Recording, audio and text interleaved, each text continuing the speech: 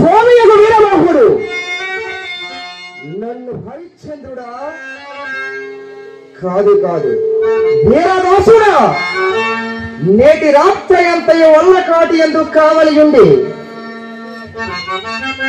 ఉదయమున ఇంటికి వచ్చుచున్నప్పుడు ఈ కుండ నిండా కొత్త కళ్ళు నింపగలము అని సురభాండము నా చూపించినాడు.